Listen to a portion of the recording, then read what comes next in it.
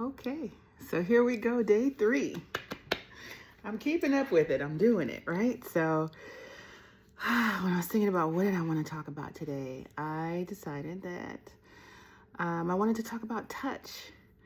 And it's interesting because it's one of the things that we're talking about right now in one of my coursework, one of my classes, as a therapeutic thing, of course, but in the context of history and different cultures and different scenarios and everything. And it made me think about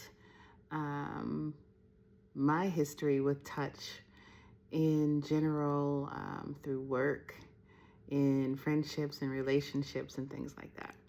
So I was like, well, let's do it. Let's talk about it. So I think for me in particular as a nurse, one of the things we were taught was therapeutic touch, right? So you see how I'm touching myself now, right? It's kind of like a self-soothing thing. Because maybe I've got a little anxiety about filming this video. And also just it's comfortable, right? If somebody is not hugging you, you can hug yourself. But in this case, I watched a video earlier today. It was really interesting. It was a African tribe that had been filmed like in the 50s. And they were doing kind of a ceremonial dance, and the men were getting kind of worked up into a trance, and then the women were seated on the ground kind of in a cluster, and while the men were doing their dance around them and kind of going into their trance-like state, I just remember thinking, watching the video going, oh my goodness, there's like a lot to unpack, right? The women were all kind of surrounding each other and touching each other, but then the men were encircling them while they were dancing, and that was kind of a protective thing too. And then as the men went into these trances and things, they were supporting each other, catching each other from falling, kind of rubbing each other's faces or being there for each other, but it wasn't anything vulgar. It was definitely not sexual. It was just, I guess, kind of a caretaking thing. And the dancing was meant to be something that was healing, because these men were all meant to have been medicine men. And so they were also teaching the young boys how to be medicine men. And so the practices that they were going through were meant to help heal the sick in their tribe. And then it made me think about, which it was supposed to, because that was, part of the reason for the assignment to watch it, made me think about, touch and healing in my practice. So,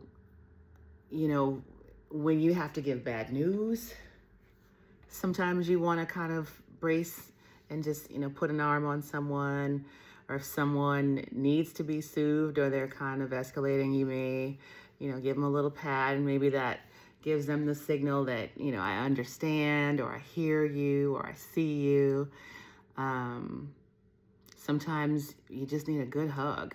I traveled a couple months ago and ran into some folks that I hadn't seen in quite a while, and I was just really excited to see a couple of them, and I just gave them a big hug. And it was interesting because one in particular said, man, I haven't really had a good hug like that in a really long time.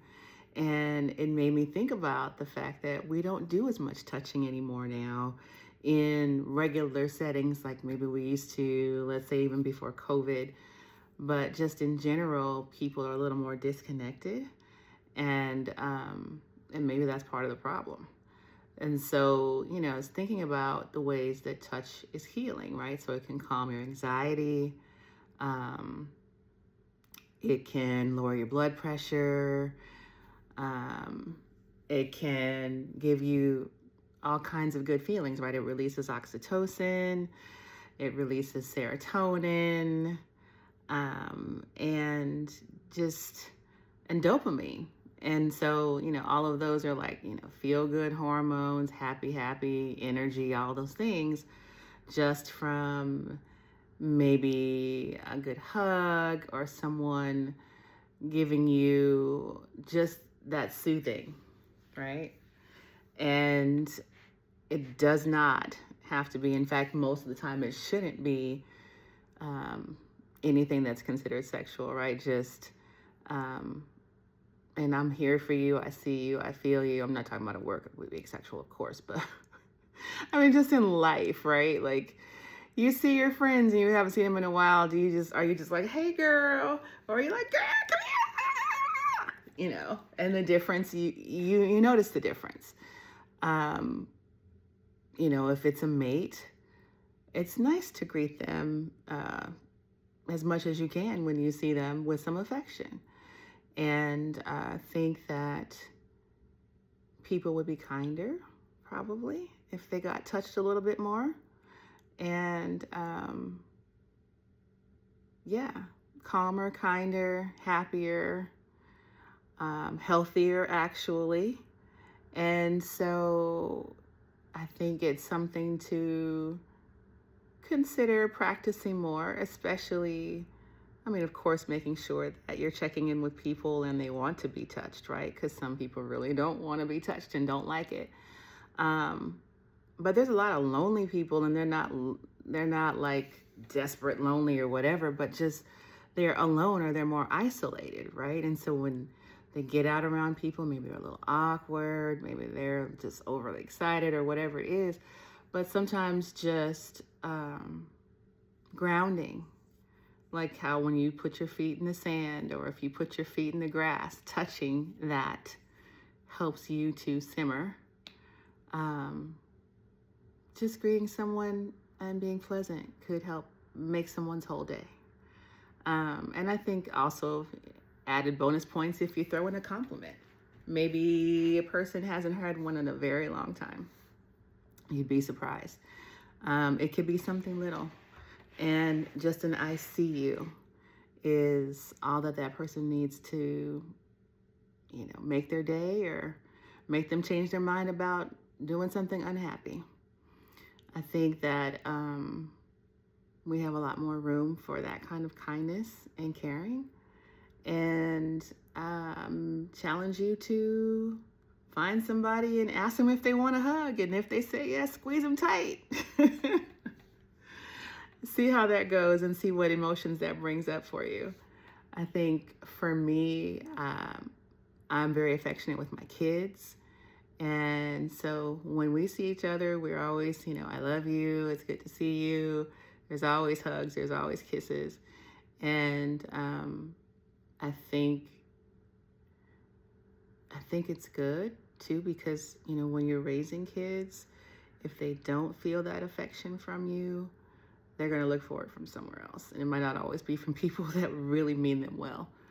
And, you know, at the same time, those of us who have been through some things, I think we've all been through some things. I could speak to you, and maybe I will down the line, about some of the things that I've been through growing up. But, you know, you have choices in your life about whether you want to be closed off after things that, you know, happen that are uncomfortable or not so good, or if you want to stay open. And I've chosen to stay open, because I think that if you close yourself off too much, you close yourself off to what positive things could come into your life too, right? It's the same with your heart. If you block your heart to try to protect your heart, then you can't be open to receive when something good comes. The same with your hands, right? If you hold your hand too tight in the fist, it can't be open to receive. And so maybe you have open arms every once in a while, or open hands, and you give someone a little bit of sunshine for the day, right? And I think maybe we'll stop there for today, but yeah, I think I want to think about it some more. That video in particular, I know I have a couple more to go through for school purposes anyway, but for this purpose, it was really, like I thought about it more and more, and there were layers to it. There were a lot of different ways that people were showing community through touch. The women in their group, the men in their group, and the way that the men were also touching in you know, intermittently and being protective of the women and children. And the context of it was during a time when that tribe was kind of being under siege from colonizers and neighboring other groups. And so they're just trying to figure it out. They're just trying to survive, and they were trying to, you know, hold it together amongst themselves. And this is one of the ways that they did it.